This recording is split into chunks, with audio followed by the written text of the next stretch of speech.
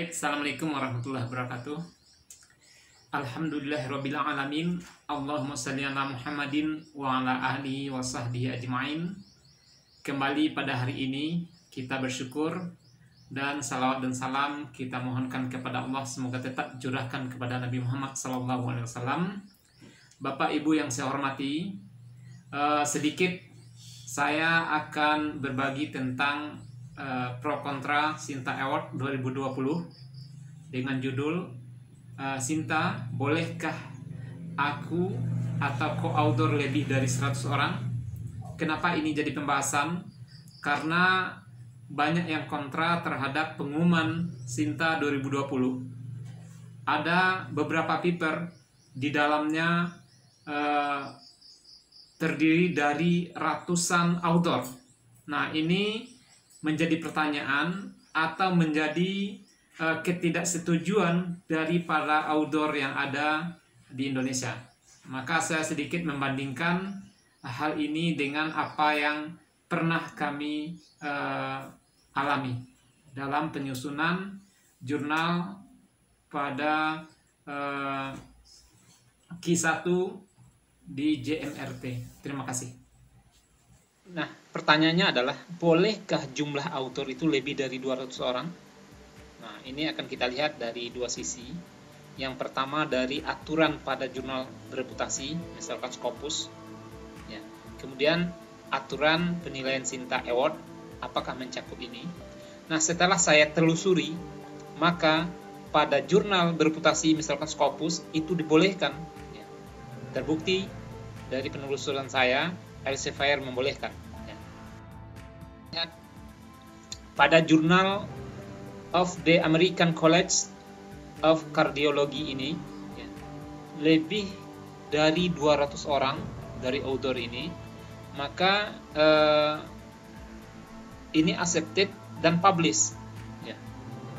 Kita lihat, mungkin bisa dicari pada volume 70 isu 1 4 Juli 2017 ini.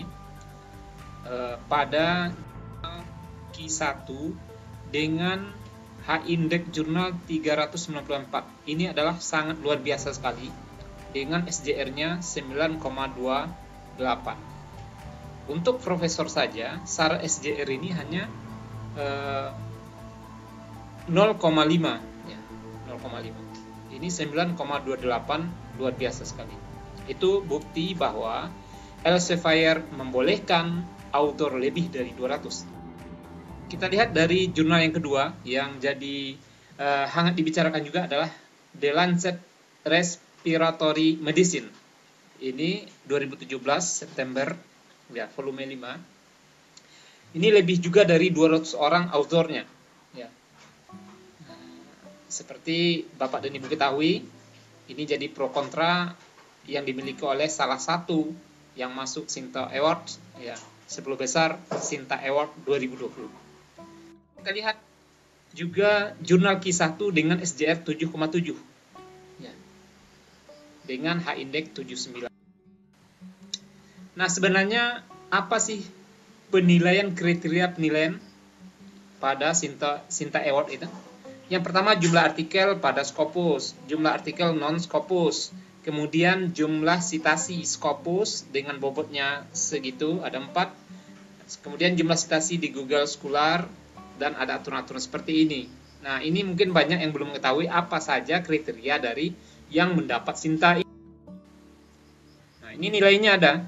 Ya, ada kode A yang Scopus tadi, Q1 itu 40, Q3 itu 30, dan ini aturan seperti ini. Ya, untuk jumlah dokumen non-Scopus, ya, 15. Ya. Untuk citasi di Scopus itu 4, citasi di Google Scholar itu 0,5. Kemudian kalau untuk jumlah artikel di jurnal Sinta, ya, yang ini kodenya, itu S1 itu Sinta 1 25 non Scopus, kemudian Sinta 2 itu 25, Sinta 3 20, Sinta 4 20. Nah, ini aturannya. Maka dapat formula ini. Nah, dari hasil formula inilah urutan Sinta 500 besar Indonesia itu ditetapkan. Seperti itu.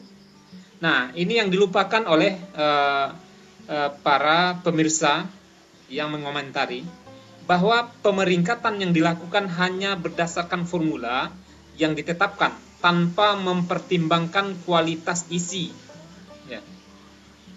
Etika, publikasi, dan posisi kepengarangan dalam tulisan.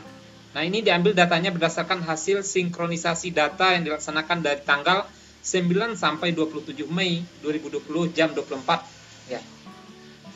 Nah, ini dasar dari hasilnya.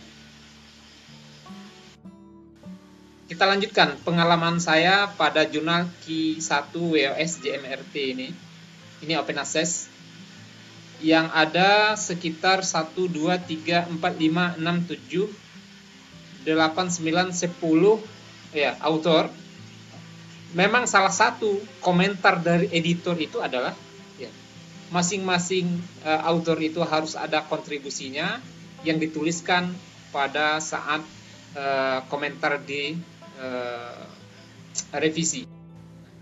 Ini saya dan Muhammad Asrofi ini ya, melakukan eksperimen, kemudian penulisan paper, analisa data, kemudian Pak Sudirman dan kawan-kawan ini ya karakterisasi di lab, ya kita minta bantuan di sana di Batan sana. Kemudian supervisor kami Pak Hairul ini ada bagian ya pekerjaannya, begitu juga dengan Saudara Ilyas dan Prof. Sapuan bersama Dr. Fudoli juga memiliki kontribusi untuk menganalisa data yang sudah kami buat. Maka ini adalah kontribusi yang diharapkan. Nah, kita tidak tahu dari 200 author tadi, apakah kontribusi ini diminta juga ketika revisi paper yang terbit pada jurnal yang 2 tadi. Nah, ini jadi pro dan kontra. Sekarang pertanyaannya adalah, bolehkah author lebih dari 200? Menurut Scopus boleh. Menurut ya pengalaman kami boleh ketika ada kontribusinya. Nah, bagaimana dengan urusan naik pangkat dengan apa yang lainnya? Nah, itu mungkin kita lihat perkembangan selanjutnya. Terima kasih telah menonton video ini dan semoga kita semua bisa publish pada jurnal yang berkualitas, bereputasi sesuai yang dengan yang kita harapkan. Assalamualaikum.